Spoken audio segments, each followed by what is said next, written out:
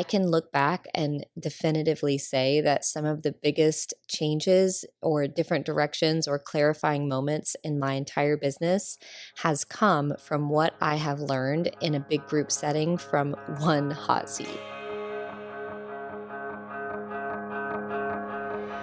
I'm bonniechristine, and this is where all things creativity, design, business, and marketing unite. I'm a mama living in a tiny town tucked right inside the Smoky Mountains, running a multi-seven-figure business, doing the most creative and impactful work of my life. But when I first set out to become an entrepreneur, I was struggling to make ends meet and wrestling with how to accomplish my biggest dream of becoming a fabric designer. Fast forward to today, I'm not only licensing my artwork all over the world, but also teaching others how to design their creative life and experience the same success. I'm here to help you spend your life doing something that lights you up. I'll help you build a creative business that also creates an impact, changes people's lives, gives you all of the freedom you want, and is wildly profitable. Welcome to the Professional Creative Podcast. Welcome back to another episode. Since the last episode, number 43, we discussed really the behind the scenes of the planning that goes into my mastermind intensives. For this episode, I wanted to give you a deep dive overview into one of the best parts of our intensives, and that is the hot seat. Have you ever heard of a hot seat? If you've heard of it but not experienced it, sometimes it can feel a little intimidating, probably because it's called a hot seat. But these hot seats are one of the most pivotal moments for people in their business and their decision making, and they have been for me as well. So let me give you just an overview of what I'm talking about if you've never heard of it. What is a hot seat? So a hot seat is when one person comes to the front of a room or a group of people and shares the one question that they're working through or need feedback on in their business.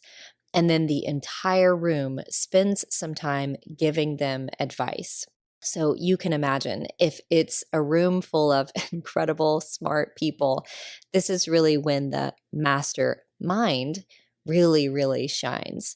But even though we typically do this in our group of about 30 creative entrepreneurs, I want to go over how we do it because you can absolutely take this concept and use it in a smaller group format as well. So some of you may have masterminds, some of you may have peer groups or study groups or something like that. Some of you may just have a local group of people that you meet with sometimes to discuss business or what you're working through. And establishing this flow for a hot seat can be one of the most impactful ways to get feedback on your work. So even if this is with a small group of friends, I love the flow and the format. So I'm going to give you all of our tips and tricks. So I would say to have an impactful hot seat, you should be in a group of, let's say, at least 4 or 5 people, and then everyone can take a turn. So we actually encourage our smaller groups of peer groups to do hot seats as well, because it's such an incredible way to get feedback on the question that you're working on. I have personally been the recipient of a hot seat in the mastermind that I'm a part of several times, and I can look back and definitively say that some of the biggest changes or different directions or clarifying moments in my entire business has come from what I have learned in a big group setting from one hot seat. So it is a game changer. So before I get into some tips on how to make a good hot seat, I want to talk about the timing of it all. So typically a hot seat will last 15 to 20 minutes. So it's pretty quick. And that is so that we can have as many as possible. And so the key here, the key to success is to have a really clear question and then have the room kind of rapid fire responses for you in hot seat format. So if we have designated 15 or 20 minutes, we'll try to have the person who's doing the hot seat really go over their question in under 3 minutes so that the room has more time in order to give feedback. So let's talk about the 5 things that make a really good hot seat. These are common mistakes that I see made and what I go over with my group every time before we begin. This episode is sponsored by my very own guide called Start Simple in Surface Pattern Design. Have you ever wanted to see your artwork on products or work for yourself and use your creativity to build a career that you love? If so, I made this guide just for you. I created it as a way to help creatives take the overwhelm out of getting started in surface pattern design and begin learning how to design their own fabric and wallpaper, gift wrap, and stationery. Inside this 44-page guide, you'll learn how to gather inspiration and create collections, how to promote your work and pitch like a pro, how to create income from your artwork, and get a behind-the-scenes look at what it takes to design a fabric collection. Whether you want to add an extra income stream from licensing or craft an entire breathtaking career, the Start Simple in Surface Pattern Design guide has you covered, and it's entirely free. So hop on over to bonniechristine.com/guide to download your copy today. Again, that's bonniechristine.com/guide. I'll meet you there.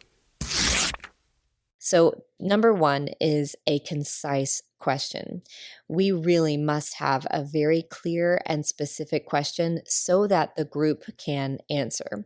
And this is difficult. Sometimes we get in front of the group and we just kind of want to explain where we're at and the ideas that we have moving forward and, some kind of generalized struggle. And in doing so, the room will fall quiet, because no one actually knows how to help. They don't have quite enough information because it was a really big concept, and we don't really know how to get in there and really help you.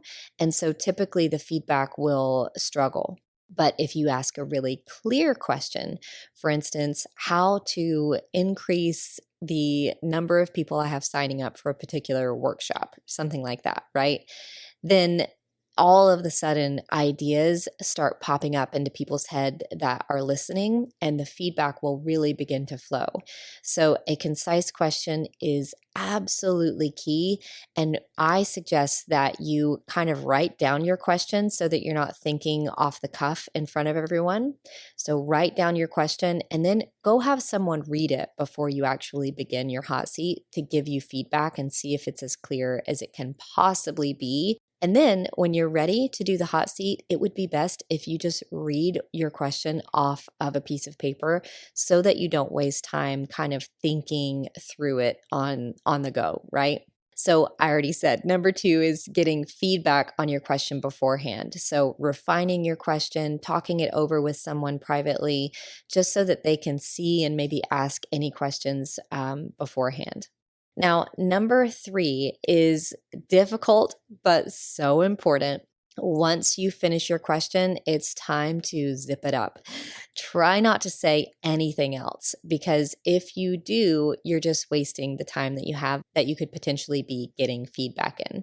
So something that I see happens a lot is that people will tend to get defensive, meaning someone will suggest something that they've tried before. They already did that. And so they'll start explaining like, well, I did that last year and it didn't work. And this is why. And I'm like, well, let's just be grateful for the feedback and let's use the rest of the time going on and hearing from other people. So try not to speak, if at all possible, after you get your question out so that the room can really work its magic.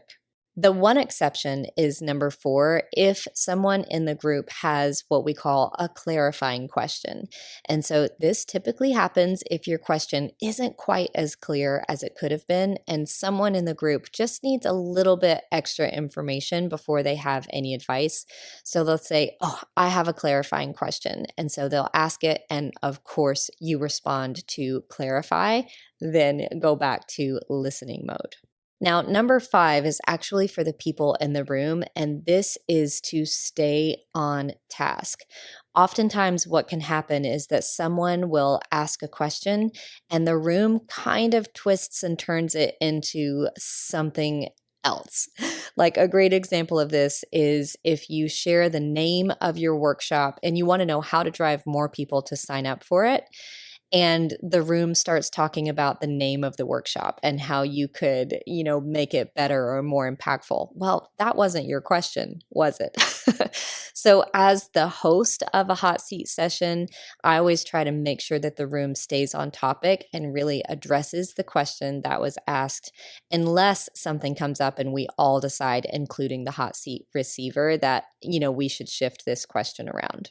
So those are my 5 top tips on how to make a good hot seat, have a concise question, get feedback on it beforehand, avoid being defensive, allow people to ask clarifying questions, and make sure that the room stays on task so that your specific question gets as much attention as possible. Now, 2 other things that I highly suggest. One is recording this session.